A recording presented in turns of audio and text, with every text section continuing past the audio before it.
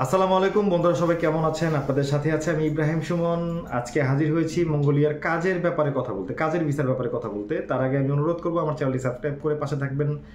আর ভিডিওটি ভালো লাগলে লাইক করে দিবেন, বেল বাটনটি বাজিয়ে রাখবেন। যদি কোনো কিছু কমেন্ট থাকে আমাকে কমেন্ট বক্সে লিখবেন। আমাদের হোয়াটসঅ্যাপ গ্রুপ আছে, যে গ্রুপে আমরা আমাদের কাজের ব্যাপারে সব রেগুলার আপডেট দিয়ে থাকি, এবং আমাদের একটি ফেসবুক পেজ আছে, একটু লাইক দিয়ে বা ফলো দিয়ে পাশে থাকবেন। আশা করছি আপনাদের ভিডিওটি ভালো লাগবে। যারা মঙ্গোলিয়ার কাজের ব্যাপারে যেতে চাচ্ছেন, মঙ্গোলিয়াতে ইদানিং প্রচুর পরিমাণ মার্কেটিং হচ্ছে। টিকটক, ফেসবুক, ইউটিউবে খুব বেশি নাই। আমাদের কয়েকজন দেখলাম বেশ কথাবার্তা বলেছেন কাজের ব্যাপারে, কিন্তু ক্লিয়ার কোনো তথ্য আমি পাইনি, একজন দুজন ছাড়া আর কি। হ্যাঁ, তো আমি আজকে মঙ্গোলিয়ার কাজের ব্যাপারে একদম ক্লিয়ার একটি স্পষ্ট ধারণা দেওয়ার জন্য আপনাদের সামনে হাজির হয়েছি। মঙ্গোলিয়া, অনেকেই এই দেশটাকে একটু আন্ডার এস্টিমেট করে থাকে যে গরিব দেশ, এটা সেটা হাবিজাবি। মঙ্গোলিয়ার এক পাশে রাশিয়া, এক পাশে চায়না, দুইটাই কিন্তু বর্তমান বিশ্বে উন্নত দেশ।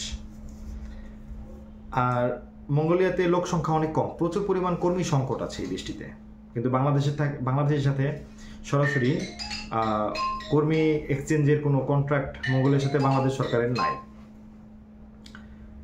তো যার কারণে বাংলাদেশিরা এই দেশে আসলে ওইভাবে কাজে যায় না এতদিন, বা এখন যাওয়া হচ্ছে কিছু কিছু, অল্প কিছু কাজ হচ্ছে। নতুন মার্কেট, একদম নতুন সম্ভাবনা।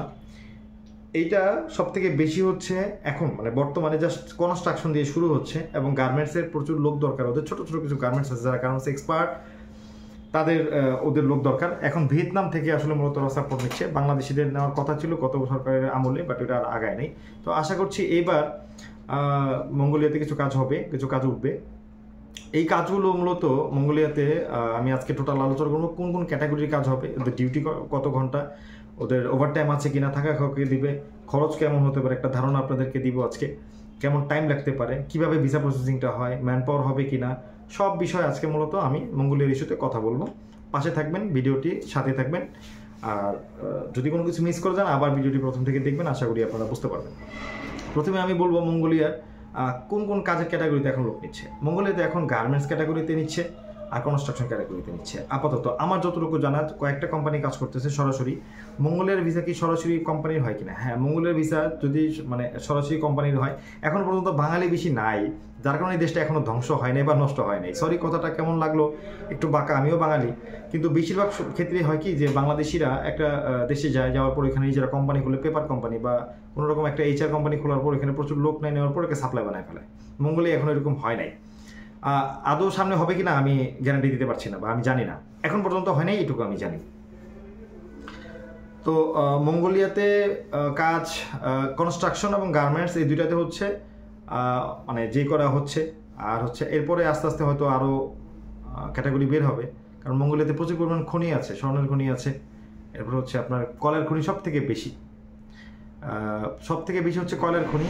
তো ওই খনিগুলোতে কাজ করলে আপনার প্রচুর পরিমাণে বেতন বেশি থাকে, $1000 উপরে বেশি বেতন থাকে।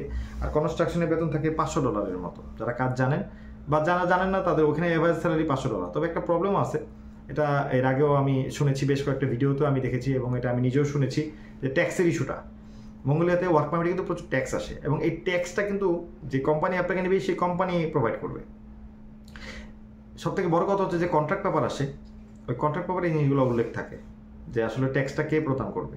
যদি এমপ্লয়ি প্রদান করে তাহলে তার স্যালারি বেশি হয়, আর যদি কোম্পানি প্রদান করে তাহলে তার স্যালারিটা কম হয়। অর্থাৎ যদি $1000 স্যালারি হয়, তাহলে ট্যাক্স কেটে আপনার দেখা যাচ্ছে যে $700 বা $750 বা $650 এরকম টিকে।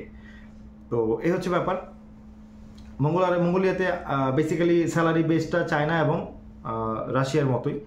এখানে রাশিয়াতে কিন্তু এই টাইপের স্যালারি হয়, স্যালারি বেসটা খুবই ভালো, যার কারণে মঙ্গোলিয়া একটা ভালো মানে কাজের জায়গা আমাদের জন্য হতে পারে।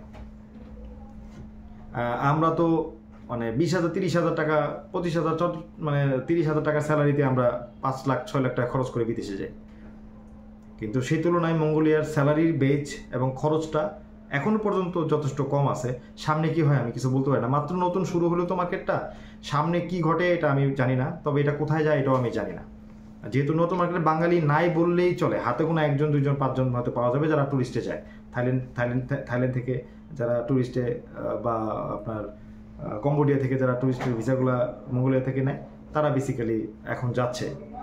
বাংলাদেশে যেহেতু মঙ্গোলিয়ার কোনো এম্বাসি নাই, সেহেতু এখনও পর্যন্ত ওইরকম ক্রাউডটা আসলে তৈরি হয়নি। সো যারা কাজ করতে চাচ্ছেন মঙ্গোলিয়াতে অ্যাপ্লাই করে দেখতে পারেন। মঙ্গোলিয়া স্টিকার ভিসা হয়, মঙ্গোলিয়া ভিসাটা হয় sticker visa, category sticker visa. আর এটা হচ্ছে ক্যাটাগরিটা হচ্ছে মঙ্গোলিয়ার সম্ভবত এইচজি ক্যাটাগরির ভিসা। এটা ওয়ার্ক পারমিট এইচজি ক্যাটাগরির ভিসা। আর K2 ক্যাটাগরি ভিসা হচ্ছে যারা টুরিস্ট ভিসাতে যায়।